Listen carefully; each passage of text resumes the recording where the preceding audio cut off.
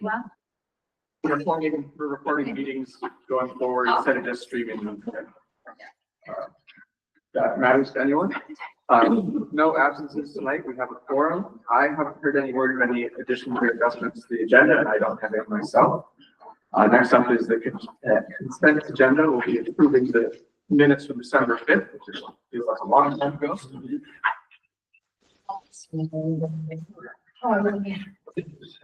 So is anyone? several. All right, second. Right. Ready for a second? Any discussion? Hearing none, all in favor? All opposed? We got that. And any abstentions? All right, action items. We have a slate of policies to consider tonight. First up is BHC, board relationships and communication with staff. Give us some background on this one. Yes, thank you. This policy is not on the required or recommended list. Put this in place 15 years ago. You'll see it's very similar to the sample policy. My recommendation would be to market review. I'll make some minor revisions I like to replace the school unit with artist and farming and a couple of things in here. The principles should be plural. Things like that. Teachers should be plural.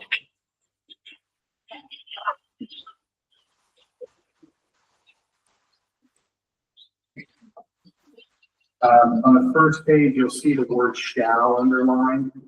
Somehow that didn't get corrected. We don't leave the word shall on policy anymore. We change it to will and must and may. Shall is under the Yeah.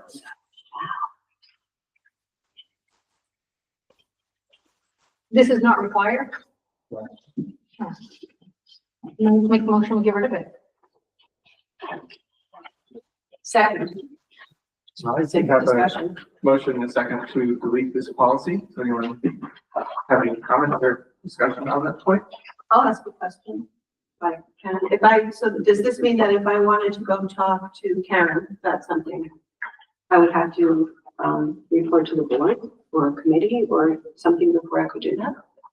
I'm sorry to talk to you. If I wanted to have some sort of communication, for instance, with Karen or with Holly or with Julie or anything like that, I would have to go to the board.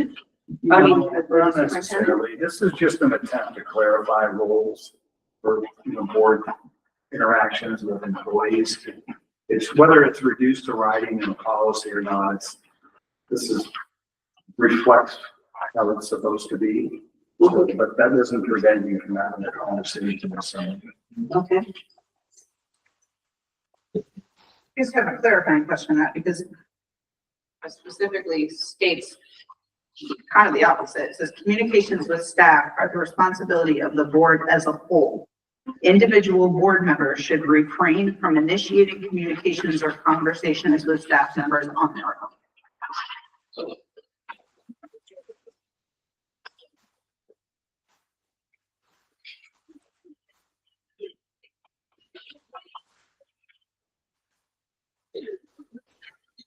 Right. We have another policy. I can't think of it off the top of my head. Danny, you might remember it. It talks about board interactions with staff. How many boards?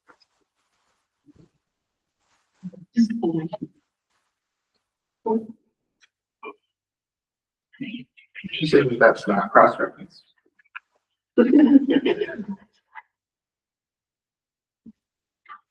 It's not required.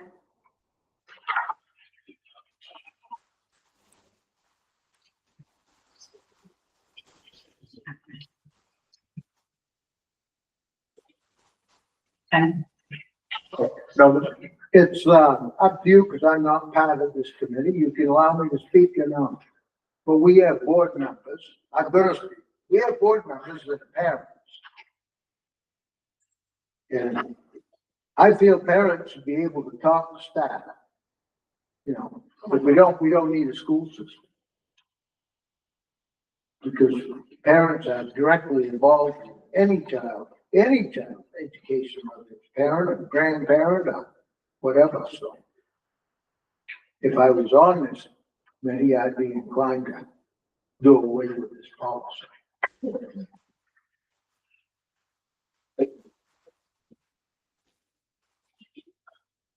Fair point.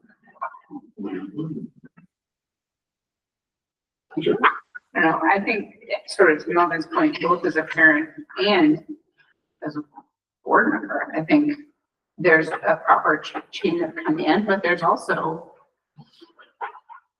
that sentence feels very like, I don't know, it makes my prickles stand up, like, I'll talk to whoever I want to talk to, you know? And as long as we're not, I feel like, you know, there's other policies that cover sort of, we can't have a secret board meeting, or we can't have a, you know, quorum without a meeting, and all those other sort of stipulations. Yeah, I mean, if a teacher has a concern, I think, or I have I mean, I'm not gonna go directly. I think that sort of, I don't know, I think this limits accessibility and the ability to sort of really get a good feel for how things are going.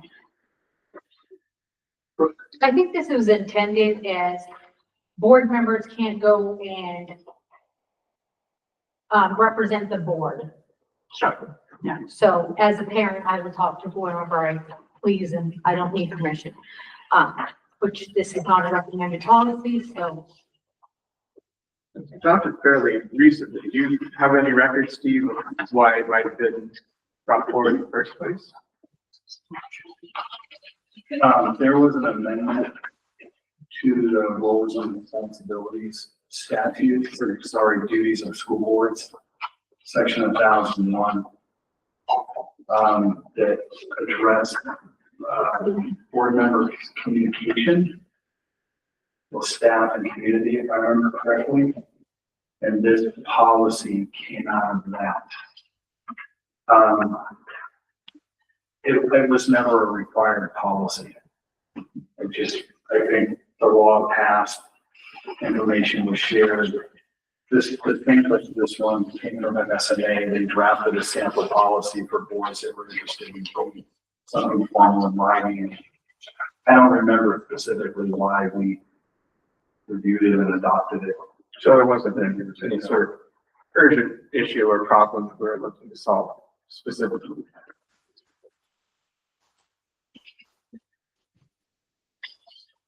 Is there any? Okay, sure. I guess I'm remiss in that I haven't read this.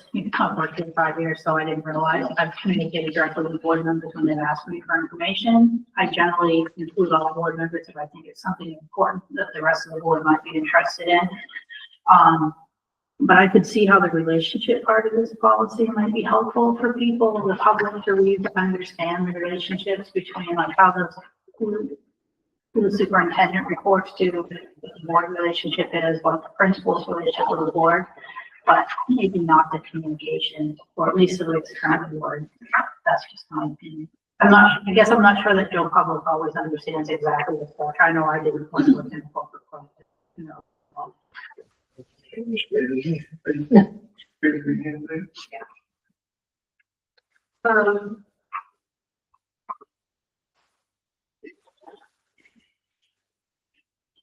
sort of wonder if we could just do away with that last paragraph. I guess partially the meaning behind this is that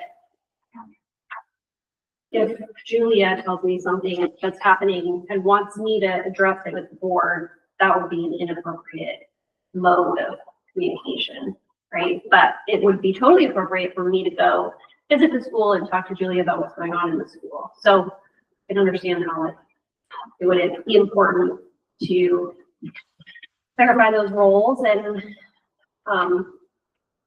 better way to feel about communication, but I think that last paragraph is problematic because it really does seem to limit our communication with staff. But I don't know how we would even go visit a school and talk to teachers and staff. Right? Well, teachers are staff. Well, it delineates, there's a section on teachers and other school employees and staff, so they're separate. So I read the policy that you're looking at earlier today. I don't have it in front of me now. There are other districts that have policies like this, and certainly nothing, we wouldn't want a policy that could be interpreted as a gag order for, I mean, the point that was raised that your parents too. And so obviously you would be able to talk to your teacher, the teachers and the administration of school about matters specific to your child. You know, in that instance, you're not speaking as a board member, you're speaking as a parent. I think it is useful to have a discussion around what are the norms of communication that should exist between people at different levels of the organization. Something I haven't heard in the conversation yet that is worth, I think, thinking about is that if you're a staff member in a school and a board member approaches you in a way that is unethical and asks you to say something that is outside of the norms which are established in that policy, that can be very uncomfortable for the staff member. You know, just to be blunt about it, if a board member, not that anybody here would, but I have known it to happen. If a board member were to come to a teacher and try to sort of like ask for information about the superintendent or the principal, and the teacher's not in a position to, you're asking that board member is then asking that teacher to be insubordinate. And it's very hard for them to say no. So there's a power differential there that is useful to lay out good norms around how people in the organization should relate to each other. And that includes the board. So I think that's the intent of having a policy.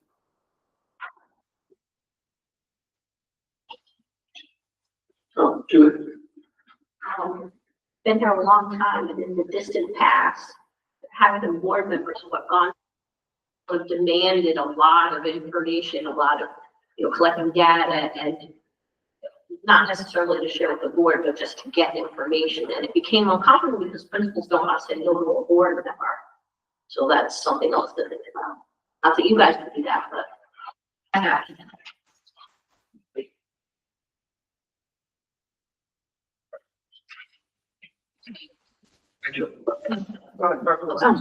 So board member governance and operations is already talked about in BBAA.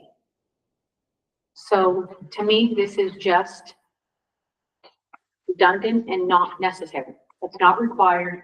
And how we are supposed to operate and govern ourselves is in BBAA.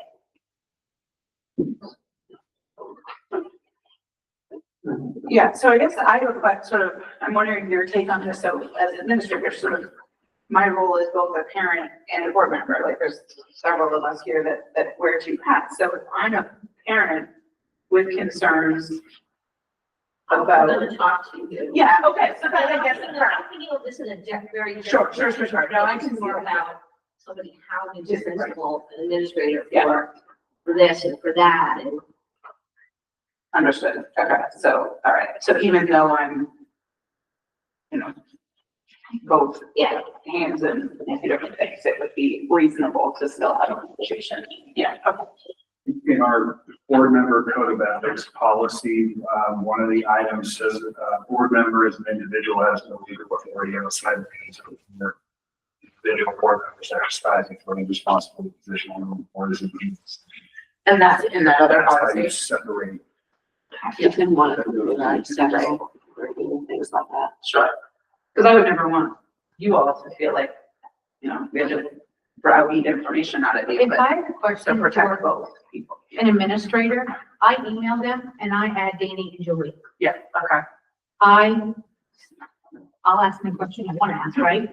But I'm gonna do it in a way that, is the way we're supposed to do it, and we're supposed to go through Danny. So I add Danny and Julie to any question I want. Sure. Which then becomes public knowledge for any of us if we have questions. Right, because even in this, sort of similar to this paragraph that we're asking to be removed from the board communication with staff, under the teachers and other school employees, it also says direct access between employees and the board may be obtained through channels established for grievances and through applicable board policies. So does that mean So say it's not a parent, say Naomi has a question for Julia, would she have to only go through the policies for the channel for grievance? That's the opposite, right? That's if an employee has a grievance. They need to go through the correct channels before they get to. Follow the conflict resolution process. Right. Thinking about it, I think it's concentrated. Oh, see, I interpreted that as it, like, if they have anything to say to any of us, then it has to go through the whole chain of command. Well, if they have grievances. There are other ways that a staff member can talk to you. I mean, for Right. example, a staff member could come to this meeting right now and weigh in if recognized by the chair, which is totally appropriate. Sure. And there have been parents in the past who have bypassed Yeah. teacher, principal, and gone straight to the board chair. None of you guys are getting up here, and it was brought to the whole board, just bypassing everybody. That was really uncomfortable. Sure. But which is allowed. And people don't feel comfortable. Like if I'm a parent, I don't care about this board, right? If Julia is my kid's principal, I'm going to her, I'm gonna talk to her, and it's none of your business what's going on. Yeah, Right. it's something very different. Yeah, so as a parent, you go talk to any of your kids' teachers or principals, and it's nobody's here business. I think in one of the other policies on our program tonight, actually, there's a point that, I think the one about complaints, that things are supposed to be addressed, at the lowest appropriate level and only escalated as needed. So we already have it somewhere else that, And there's also another policy that has that too. Yeah, So there's a lot of that- redundancy in all of these policies.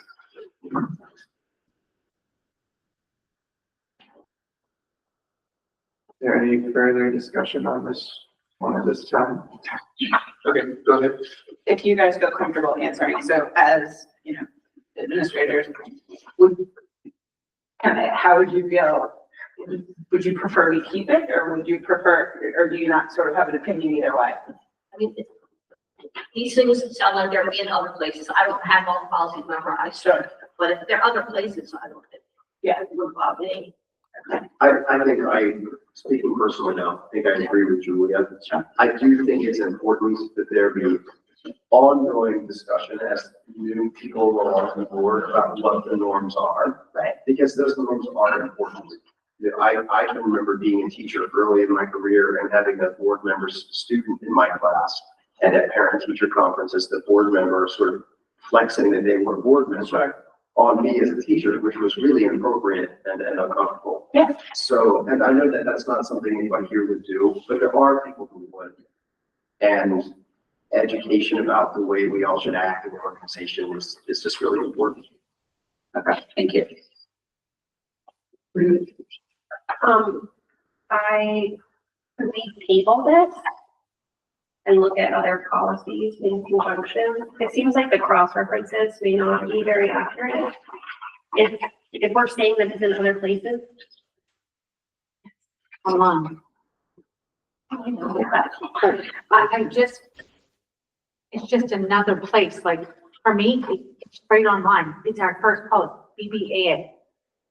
It's how, the new member training that happens the first meeting of July every single year. Like, and they teach you these things, I mean, as a parent, I have more power than anybody on this board, you know what I mean? Like, being a board member, I don't need to flex it, because I don't need to be a board member to go to the state of Maine. I think it's come up in at least one policy that we discussed previously, that there can be a value in having kind of a coherent sense of a particular topic that's distributed through a bunch of other policies collected into one, so that when there's a question on that particular matter, something you just say, read VHC, it has what you need to know about how this or that is to be done.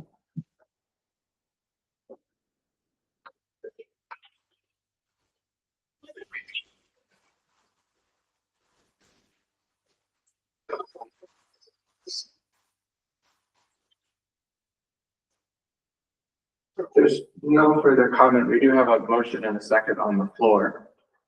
So all in favor of recommending this to the full board for deletion? For deletion. For deletion. Okay. Oh, hang on. Oh, you're yes.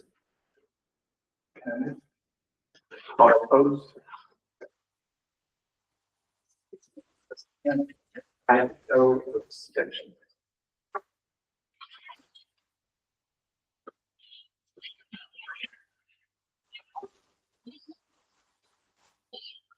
Next up is policy DN, school personal properties disposition.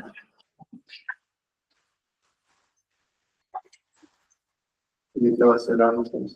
Our current policy is very similar to the sample, however, the sample has been updated since we last reviewed our policy.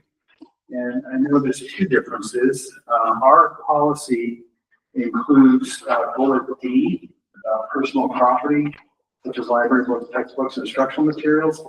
That sentence is not included in the sample. I don't know if that ended up in the policy. The part that I think is more notable is at the end of the sample policy, bullet H, says any surplus property disturbed must be unencumbered and not subject to any other restrictions regarding its disposition.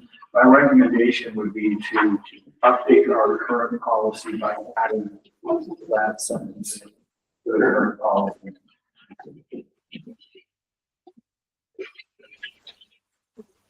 I think it is, sorry. Oh, yeah, that it is, I think, more properly, expressed as school property disposition rather than personal property. I mean, even if we did not, we kept the original, I like the title better. The sample. Yeah, I would update the title. Yeah, This is a- personal property sounds like I left my own stuff, my coat in the locker when I left, and now we can get rid of it. Particularly when you read D, like, get my own, or did they bring it there themselves? Yeah. So before our discussion goes too much further, can we get a motion on the floor to either mark reviewed or send for revision with the updates suggested? Motion to revise with updates. Discussion on that. You're going to say something, Ellie? Yeah, on the current policy, under letter A, it says the board will be informed of any personal property value in excess of 5,000. On the sample, that figure is 500. And I kind of like the 500 one better, because like, there's probably not a whole lot of things here that are worth $5,000. But I mean, it just seems like if we're disposing of things, valued over 500, it's just more encompassing than items that are, limited to things that are over 5,000. So I decided, So we intentionally changed that from 500 to 5,000 to align with bullet B, and we did that because of the volume of material that we go through. So remember the end of the school year and leading out of all. what all the desks Dad out of said the that, yeah. parking lot, yeah. I think that's why. Yeah, that was a separate matter, but there's an awful lot of stuff that gets disposed of over the course of the school year. And at $500, it felt like it would be a really difficult thing to manage and a frequent. How frequently I'll be bringing them to the board, but we haven't practiced that in several years now. We just felt it was too low of a threshold.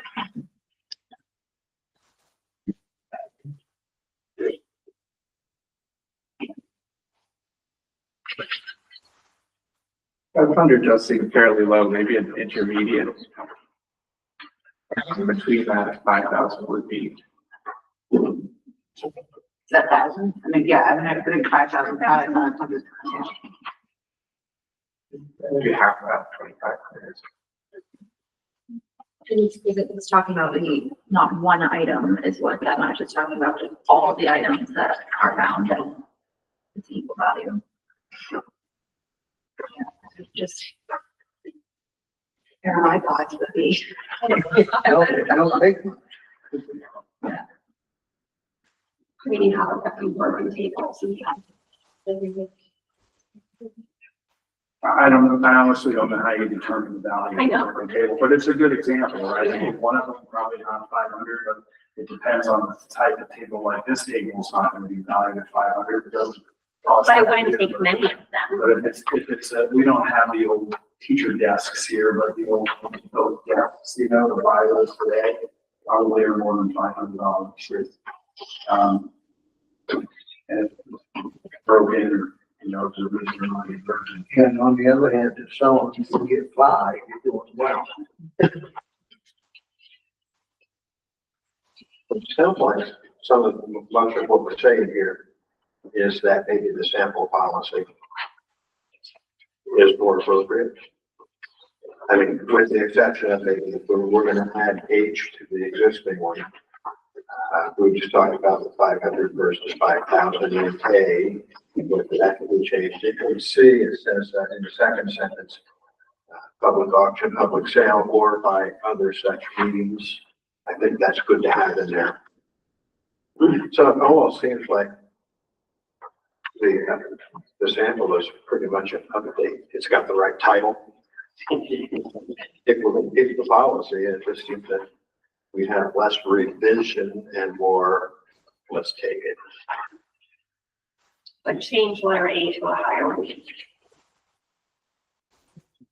Right, maybe? Did we want, I don't think the, No, I mean, if we were to accept the sample, maybe we increase the. it just change A to 5,000. So, yeah, I don't know, object to that. That's what we have now. Right. But the rest of the changes are, that would be the only change to the sample. I mean, it seems like for the most part, the sample seems to cover everything.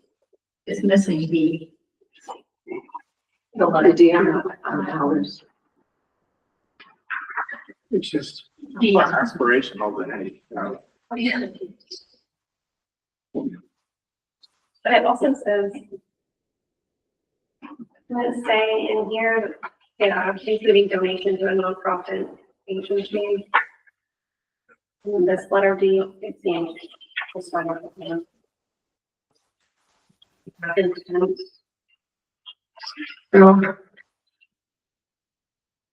The D in the sample is basically equivalent to E in the current policy. Yes. And D is, really just saying that, in a perfect world where everything is magical, we would want to find the most beneficial way to get rid of instructional materials specifically. I don't know, I think if we're getting rid of history books that ended during Vietnam, it's better that they don't kept in. You mean there's history after Vietnam? We never got there.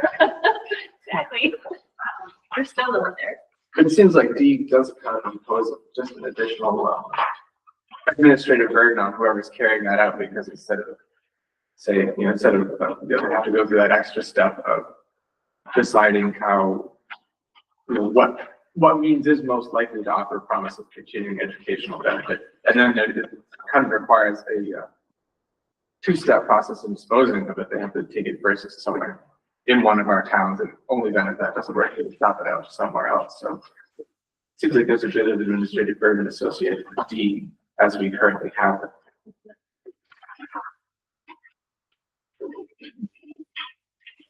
I think we're exactly turning over textbooks at a particularly high rate. I don't know why it was added to these. And that perhaps to avoid, teacher throwing away something that maybe the teacher next door could use. I don't know, Julie, if you know why that was added. I think we still offer them to other schools in our district first. It might be something we gave offer to students to take the whole library books. Yeah. Felt like programs are like now this new reading program or literacy program we're doing, but we have older stuff. That means that teachers would be allowed to just get rid of that, even though someday in 10 years that might actually be used again. I mean, Well, my hesitation was removing it. It's just that, like Julie said, why can't we hand those out to students to take home and read at bedtime just because it's not part of the curriculum, it's not in the bring books. Yeah. And without this, maybe people wouldn't stop to think that maybe it worked at Prescott, but maybe Friendship does. I mean, I assume that goes on already. Yes. I don't know that it precludes that, right?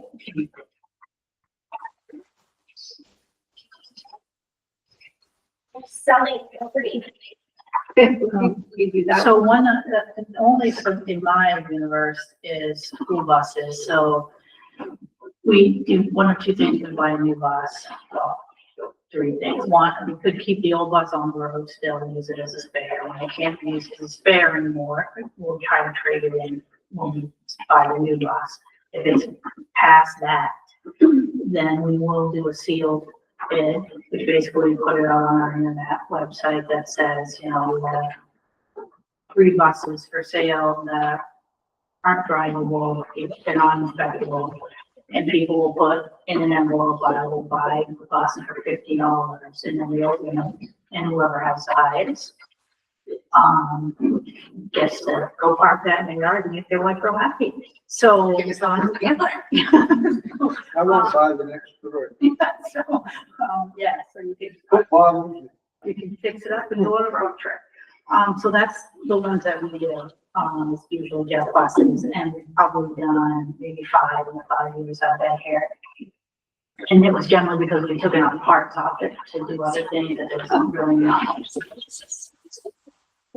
So we can exchange D to any surplus property maybe offered for sale or donated to whatever. Maybe that, we can just change D to encompass all of those options. Sorry, I'm not following which one. We're looking at Oh. policy. Either, I mean, either way, rather than keep RD or the sample D, have a new letter B that just says any surplus property may be offered for sale, given out for educational purposes, or donated to a nonprofit. So leave it to the discretion of administrators. Well, in the sample, it says maybe disposed of in a manner deemed advisable by the state. Including donations to nonprofit. But it's only if, say, it didn't sell. That's only if it didn't sell. You talking about F on the second? No, D says, which is offered for sale and not sold, may be disposed of a manner deemed advisable by the superintendent. So you are only donating things after you've tried to sell them in that instance. Under point E in the sample, we could direct Steve to prioritize giving library books to kids in the district and only put them up for sale if, you know, the ones that aren't wanted, or may direct the seller to, or donate surplus property to a specific organization. So with a minor change to that, if in the board says that the sale or donation will best serve the interests of the school unit or the community.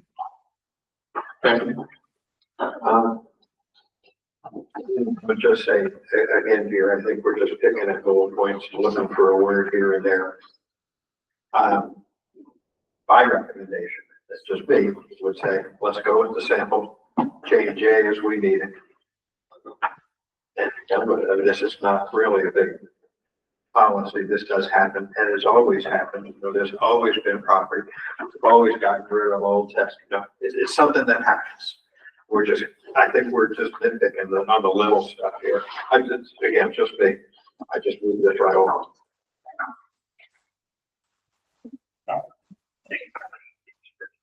Currently have a motion, a second. Yeah. Policy. What's the motion on the floor? Yeah, any further, Was it true? I'm sorry. I think it was to mark revised. To revise the current policy by adding H from the sample policy. And changing. How do I take it back? I thought it was approving it with updates, and nobody said what the updates were. Yeah, Still waiting to hear what goes up. So then should what be Steve said, more specifically, you know, I would agree that I think the sample is appropriate if we update. I don't care about every little $500 item that gets disposed of. So. And that's I thought that that's what you said. Oh, that I do care about every No, $500? that you were, it was Yeah. for the sample Okay. with that one revision. That's what I Yes. thought you said. Am I- What I wrote down was motion to revise with updates, but we didn't say what the updates were. Yeah, so revise with that. So can I clarify my motion? Yeah. To adopt, the sample policy with the revision of $500 and letter A to $5,000. Second. So Well, who seconded the original? I did, Nicole did. So is that a friendly amendment, for you, Nicole? I don't think I said whatever, like the second motion doesn't count. Oh, yeah. That's the matter of- well, Rachel was the original motion and she hasn't really changed the substance of it as noted by Karen. Nicole, do you still maintain your second? Okay. So it's 5,000, is that what The the 5,000. Yes. I think procedurally we're all right. So we've talked about this, all in favor of making the revision as presented? All opposed? And no abstention? No. May I read what I wrote? Yeah. Motion to adopt the sample policy with revision equal to $5,000. All right, next up is GBGB workplace bullying. You go on, say. This is a required policy. The sample has been updated since we last reviewed this. The one significant difference I see is at the end of the sample, again, bullet H, is a language around referral to law enforcement that's not included in our current policy. So my recommendation would be to revise the current policy by adding bullet A from the sample policy. I have a question. Yeah. So this talks about, workplace bullying, and so if employees get bullied by children, blah, blah, blah, where is the policy about when employees bully? Does it talk in there about, we're gonna contact law enforcement too?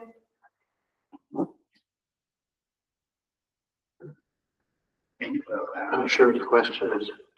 So this is talking about workplace bullying, so if a child, picks on somebody, name calls, blah, blah, blah, and we're talking about referral to law enforcement if they're aggressive or stalking, or criminal threatening, blah, blah, blah, blah, does it talk about that if an employee does that to a child? Or to somebody else, does it talk about, Oh, I think that's a different policy. Yeah, it's. I just want to make sure that's in. And where is it that it talked about, yes, I'm real confused about things and maybe somebody can help me. Tom is the assistant superintendent, but you're also, what? Like, Nice guy. what is that? That's bullying? And you're also the affirmative action officer, so if I feel like if my kid's being bullied at school, I'm coming to speak to you. So I You're guess, gonna speak to the, you can speak to the affirmative action. yeah, I can, Yes. I know. So there is the policy that deals with bullying of students is in a different section. This is a policy about employees bullying other employees. So Julia is bullying me. I'm an employee. Yeah, Does that go through you? Are you the one doing the investigating? it could. It could, or who else could it go through? So it depends on the nature of the bullying. So if it's an affirmative action situation, you know, and that has to deal with a protected class, then it should come to me. But that's not necessarily what bullying is. This could be, I'll think of an example from my previous existence. This could be a teacher who is consistently trying to socially and professionally isolate another teacher, creating a clique in school, doing all kinds of shady stuff to make that happen. That doesn't have to do with the other teacher's sex, color, et cetera, et cetera. It has to do with just fiddling. So that could be workplace bullying. In that case, it would go to principal. Or what if it is the principal? Not Julia's not doing this stuff. Julia's not doing that. But what if It it is the was? principal, if it comes to me or if it comes to Steve. But as the affirmative action officer, I guess it would make me feel better if your name, you're not your name, but the affirmative action officer was put in. So just to clarify, the affirmative action has to do with specific categories of behavior that are based on really protected classes. Protected classes is the important. Correct. Correct. But bullying can occur, it can be bullying without being affirmative action. Right. Under point B, it does say that if it rises to the level of discrimination and harassment, which is where the Title IX coordinator comes in, it points to the policy that governs that. So where does it talk about? Not Tom, but what he does? It's not affirmative action that we're talking about. Yeah, we're talking about. Well, just bullying. There is a policy, I think it's AC something or other, that's harassment of employees. So that would speak to those situations. I just don't think it should say just superintendent. I feel like it should say superintendent, or just kind of like when we have other things where it talks about superintendent or designee or blah, blah, blah. I think it needs to say something other than just superintendent. Superintendent might be on a month-long leave, so somebody else has to step in and do it. That would be established. And in most of these situations, usually the superintendent is reserved as the appeal person. Right. So it should be somebody else before that. So What are you referring to specifically, Brooke? about when, so not just the appeal, so like, feel bad, I'm picking on Julia here, sorry, Julia. But if Julia has a complaint, she would go to, she's not gonna go to the superintendent because maybe he's not here. So when we have other policies, we say superintendent or designee. But I mean, in this policy, where are you referring to the superintendent? When we would go and we would make a report. Like if I needed to make a report, I don't want to just go to the superintendent, I want to go to the superintendent or Oh, designee. well, this says employees who believe they've been bullied in the workplace and other persons who believe they witnessed this and an employee being bullied in the workplace are expected to report the issue to the building administrator. But what if it's the building administrator? If the report is about the building administrator, the report should be made to the building administrator supervisor. Which would be the superintendent. Then it says the building administrator will promptly notify the superintendent of all workplace bullying reports. Any reports about the superintendent should be made to the board chair. What I'm saying, it should just be superintendent or designee, like our other policies state. That makes more sense to me. But who would that designate be? The assistant superintendent affirmative action guy. Or it could be, What does that, I mean, or it could be somebody at the high school, it could be, or the middle school, I could pick on any school, right? It could just be the superintendent or designee. If the superintendent is on vacation, who do you go to next? You need to go to the designee. I mean, no offense, Steve, but if the superintendent is the bully, it'd be nice to go to someone else. It's just, No offense. it's just saying designee, like the rest of a lot of our policies say. I don't think it's that big of a deal. Randy, you kind of had that for a little while. I wasn't done speaking, but okay. What's the motion? We don't have one at the moment. Okay, good. Good, so we can, good. If anyone would care to make one, that'd be. Like to make a motion that we add designee after superintendent. Sorry about in that last paragraph, superintendent. I'm talking about all of them. Anywhere where it says, you know, if you need to make it a complaint to the superintendent or designee.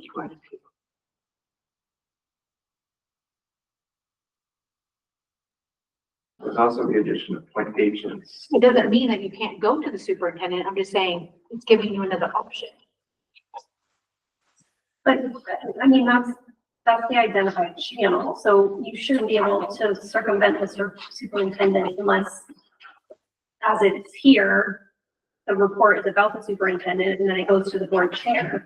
I don't think we should make channels for people to circumvent the superintendent. It's not about that. It's the same as we have in some of the other policies. It's the superintendent or the building administrator or designee.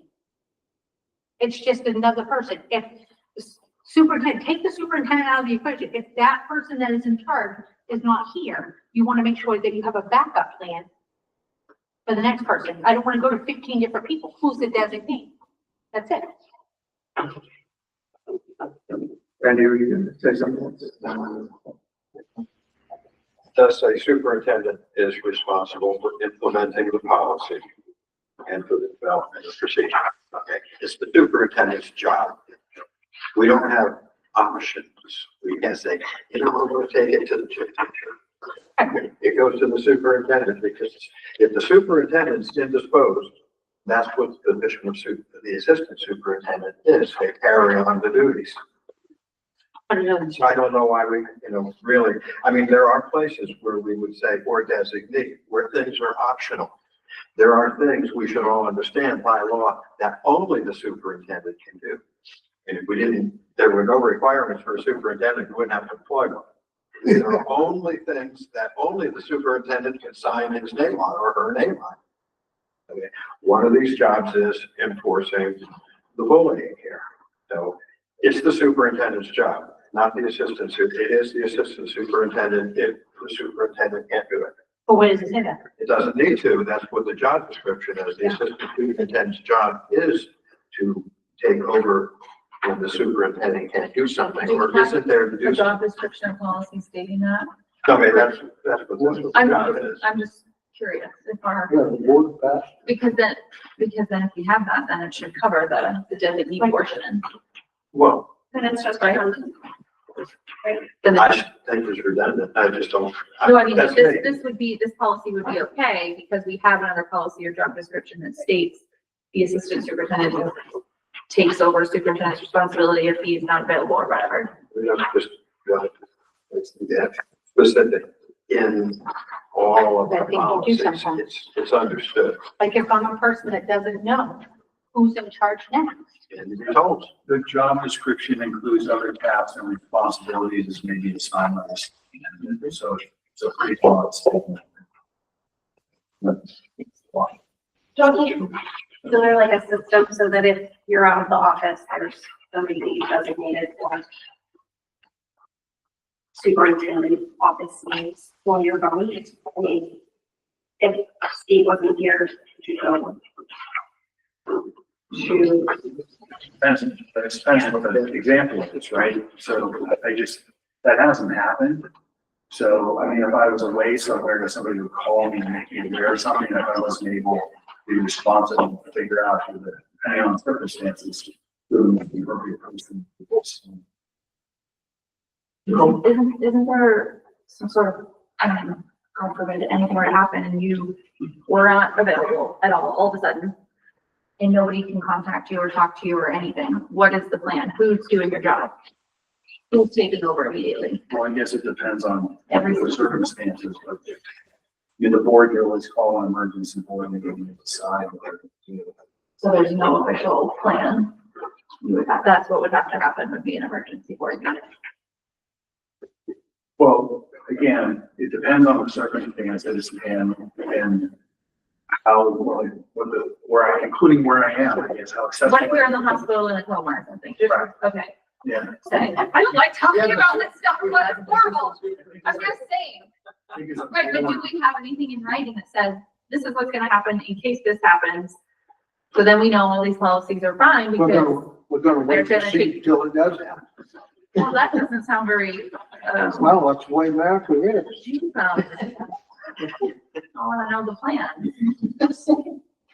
I mean, I'm just pointing out like what Brooke is saying about superintendent versus / designee. If they're currently all, isn't a superintendent, I guess. I mean, if we have a place somewhere in writing that says this person becomes interim superintendent while the superintendent isn't available, then we don't need to change anything about the policy.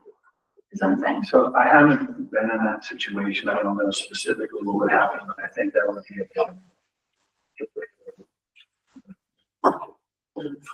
Open it up. Well, yeah. I just would have thought we had had something like that for a long time. Please, It's understood.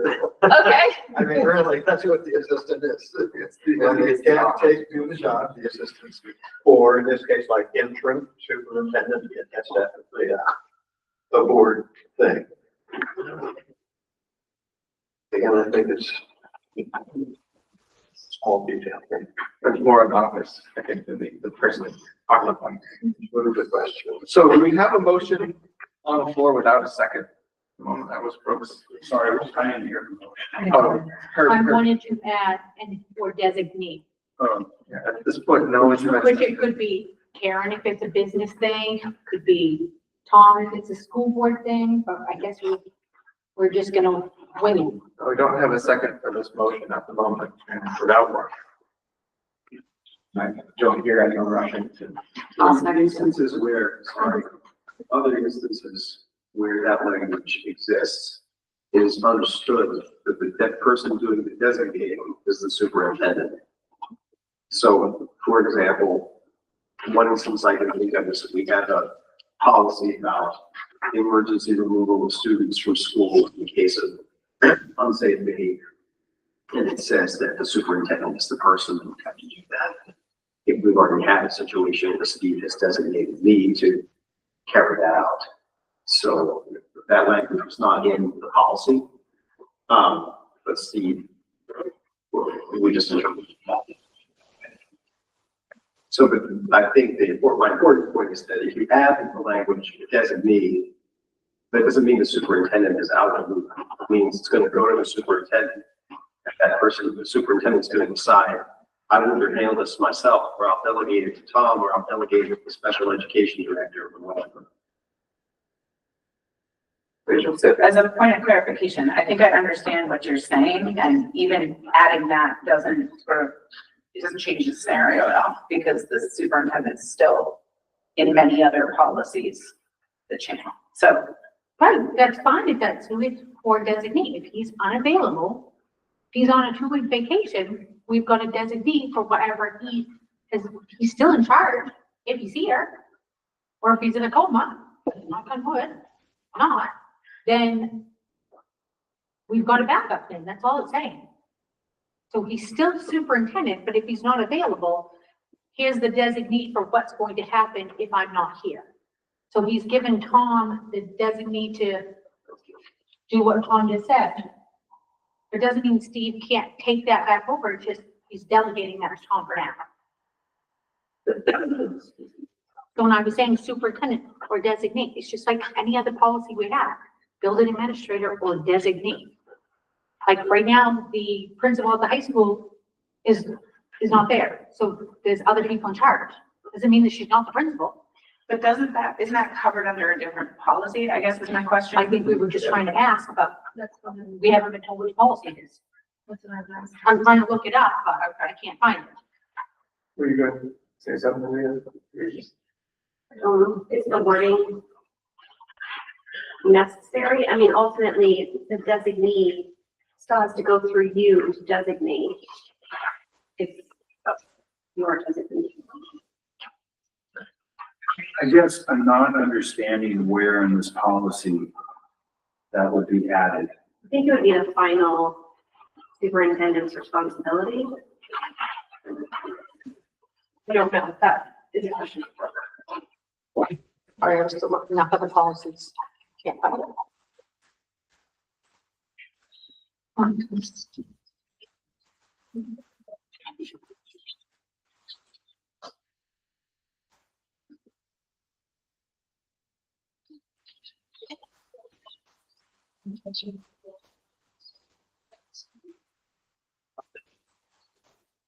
Rachel, Could we perhaps put on the agenda for our next meeting to, just discover whether or not there is such a policy in place in regards to what happens if the superintendent is indisposed? And would that be sufficient? Because I think, it's a good idea to kind of have it outlined, but I'm not sure that this is the right place to be. There's two roles for designee, as I'm interpreting it. There would be maybe a designee that would be a default, if anything happens to Steve, this person takes over for the interim. And then there would be an issue comes up and Steve designates who's going to handle it. So I'm not sure which intent you mean.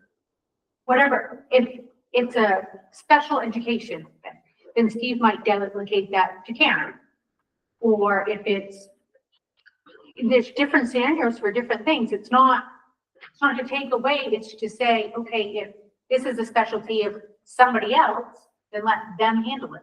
But this doesn't say that he can't do this because he's responsible to I'm not develop saying a procedure. So I'm not he saying could, Steve can't do this, I'm just saying him or a designee. I know, but I'm saying that there's no reason that he can't designate somebody through the development of his procedures. He may say that, I guess then I would take out designee from every other policy we have, it would make sense.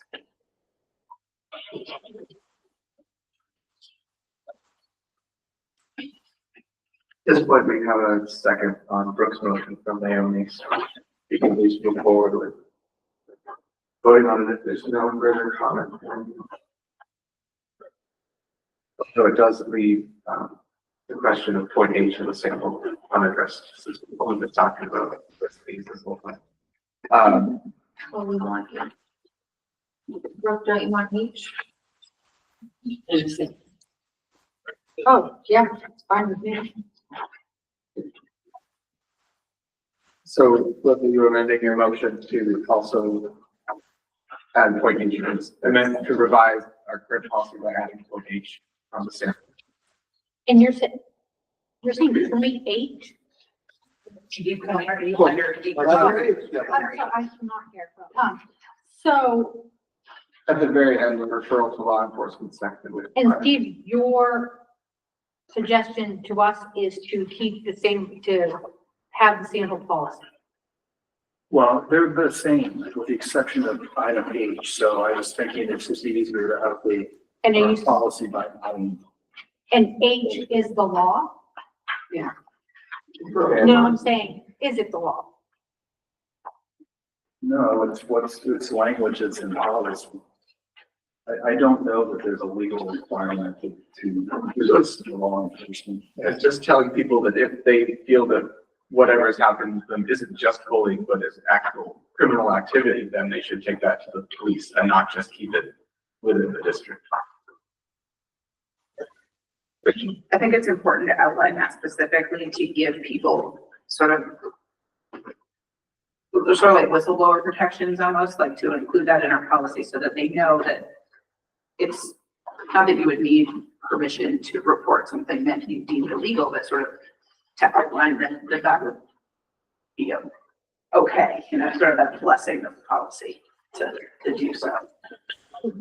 It says the building administrators can do the same. So if someone comes to the principal with something that they are reporting as bullying, but the principal feels is actual criminal conduct, they can then make that report on their own initiative. I guess I have a question about this. So an employee believes that they are a victim of a crime. Before a referral to law enforcement happens in this district, somebody's investigating this, correct? Before the district gives their blessing? No. I don't think that this outlines that, like, If It's it wants very a criminal, specific call the language. police. Right, That's it. right. It's real simple. Yeah. Yeah, so I would like to see H go into our policy. I guess I need you to explain to me, dumb it down for me. So if I believe you. Yeah. And there's been no investigation, so it's just my word against your word, what do you mean? So your word against mine, we've already talked to Steve, we've already done it. I'm not, It's been an investigation. so there's that, or, yeah, I would assume that there would be an investigation, but perhaps it's so egregious that it's criminal. And it just sort of gives me the understanding that everybody realizes that that's okay to report to law enforcement, as opposed to sort of being wishy-washy about it, saying, I don't know, am I gonna get in trouble if I call the police? But it just really outlines it clearly that. I guess I would just want to make sure that both parties realize, like, both parties can talk to before we just say, hey, I agree with you, Rachel. I only work with Bill and no one talks to me. Yes, that's what I was worried about. Like, both parties should know, like, hey, I understand what you're saying. I think it's Well, what it is, the last group. If Rachel thinks you've committed a crime, she can report that to law enforcement, whether without. Whether without the policy. Whether without. I understand that, but what I'm saying, I don't want the school district to be like, we agree with you without talking to the other party. I don't think the school district has any sort of. It's a due process. of Yeah, law. there, You yeah. can It's two talk to everybody. separate things. Yeah, Building administrators may also make a referral to law enforcement in appropriate situations. Well, if I say that, Leah bullied me by shoving me down the stairs and broke my arm and leg, and I say, oh, Leah bullied me to my school principal, and the school principal says, no, that's assault, the school principal can pick up the phone and report that crime. It has other implications too, so the law enforcement process of investigating is completely separate from anything we would do in the school. So if I'm the administrator and I hear a report of bullying, I have two obligations. If I have an obligation to investigate it on behalf of the school district, and if it potentially has an element of breaking the law, it's not my job to complete my investigation and determine that before I refer to law enforcement. It's my duty to actually tell law enforcement from the beginning so they can do their job, right? Because they have different investigative tools too. So I as a school official, am not going to do a police investigation. But if I have some hint that maybe a police investigation is warranted, I should tell the police because it covers everybody. And it may be that I don't turn up enough evidence to reach a decision with the school that occurred, but the police, through their investigation, might reach a wholly different conclusion. so I don't know if this ever applies to you at work, so like for us, EHS and the police are two very different things, and they don't report to each other, so it's, you have to do both. Yeah, so that is sort of the example that's coming to mind. Yes. Yeah, And it's the same with student discipline too. If we get a student, thing that gets reported, we do our investigation. And at the same time, if it potentially involves breaking the law, we tell the police right away. Not when we're done, but right away, so they can investigate on the evidence. I think it's important to be. That makes sense. Sure. Shall we vote on the current motion, which is the matter of superintendent designees, and then And adding H. I'm not clear yet where the slash designee is being added to this policy.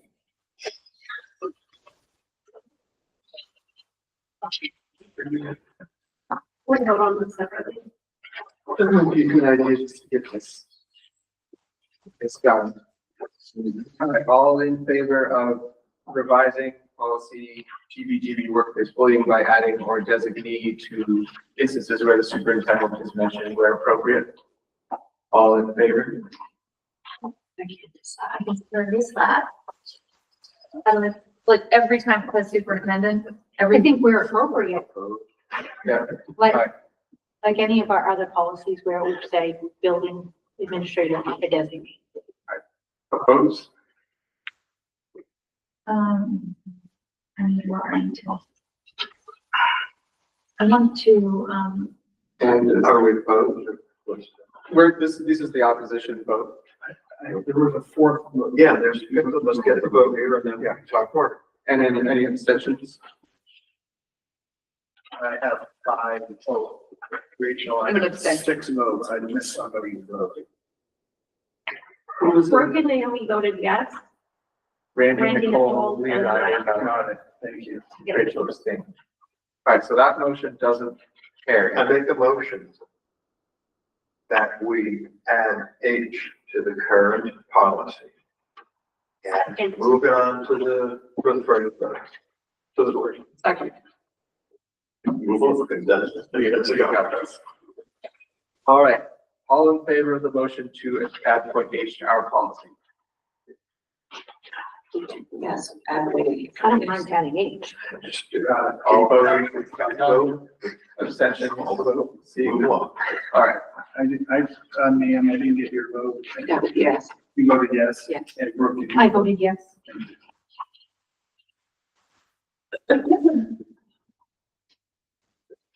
all right, with 25 minutes left, do we have, oh, sorry, Nicole? Can we add or plan to discuss if this is the proper avenue, a policy in a plan for if something were to happen with the superintendent, we know it's not happening and not just what's understood.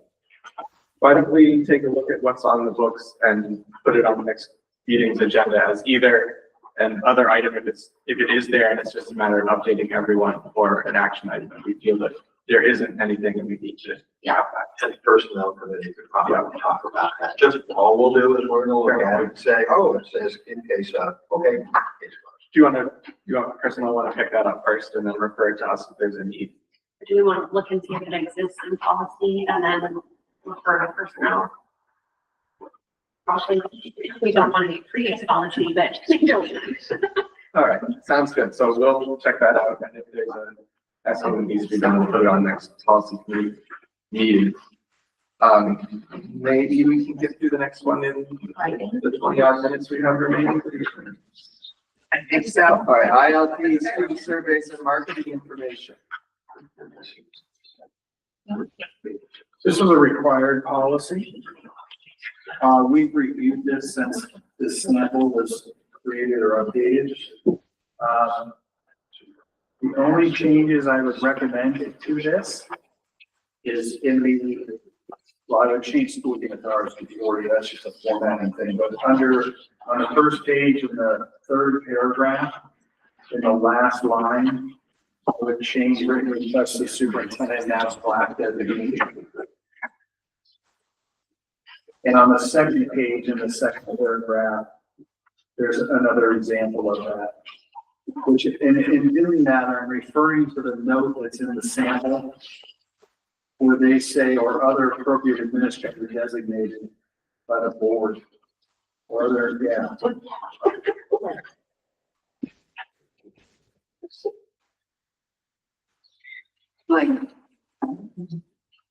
So there's procedure for that. I just know that as a practical matter, I've never had a parent provide me a written notice requesting that their child not participate in the survey. I don't know, you've probably had students who don't really parent request students don't participate. This has never come through me. It just seems appropriate that would be handled. You feel like that addition, that designee is significant enough to require to be reviewed by the whole board? I think so. Not reviewed with minor updates.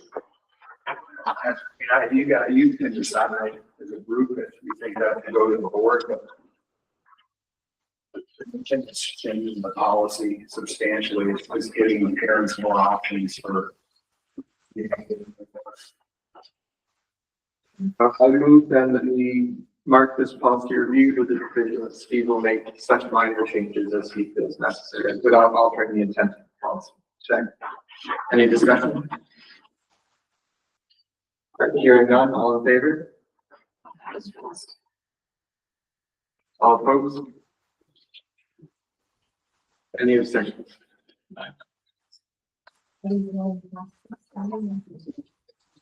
All right, next up, IICIA, weapons, violence, and school safety.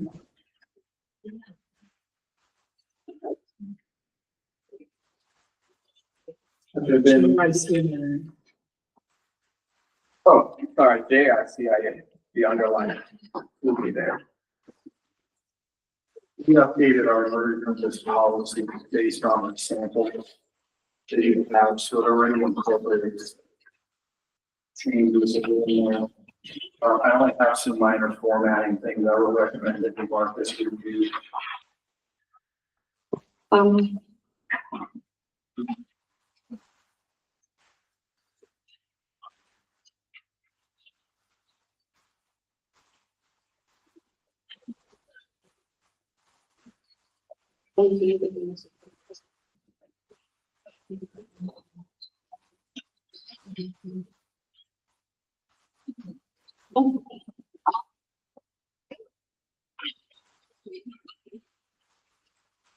Since our current policy is up to date as far as the sample is concerned, I move that we mark this review.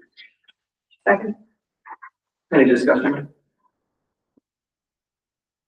Then I need a couple extra minutes to look it over before they think. All right, here you go, Dixon, all in favor?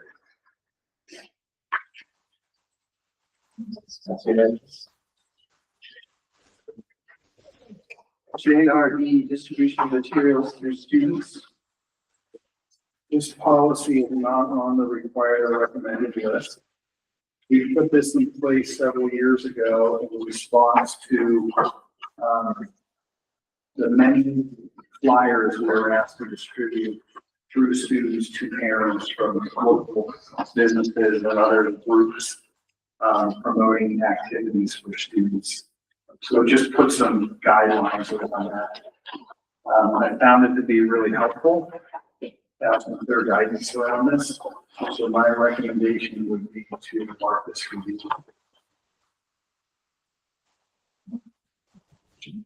I make a motion to discuss it. Yeah. I make a motion to discuss the policy. Second. Well, you have to make a motion to act in some.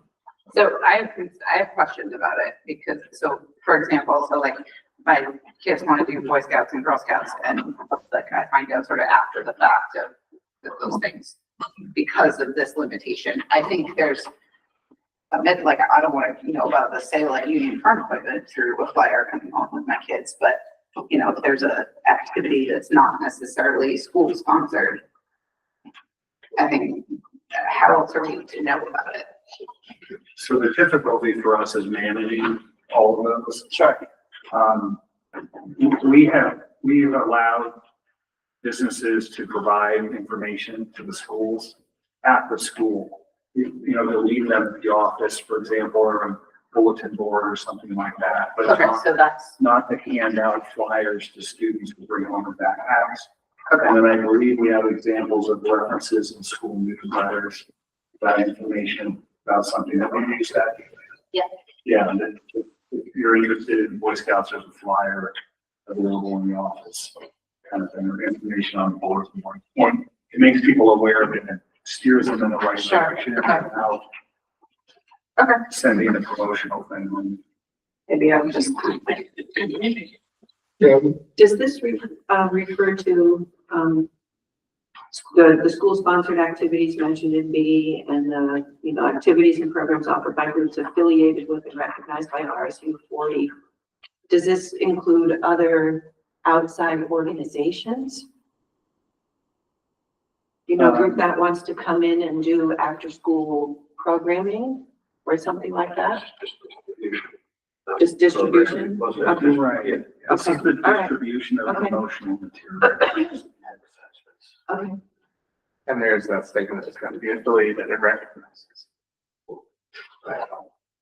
I move that we mark this policy review. Second.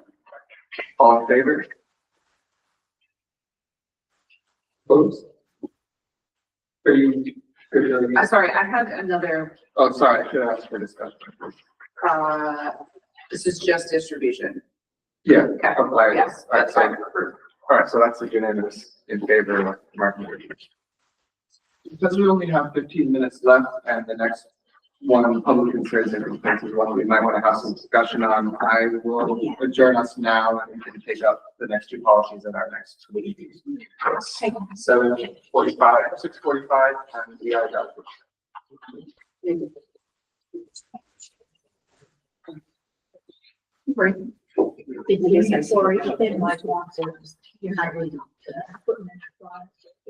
Oh, and that's it, like, I don't, like, how do I find out about for it?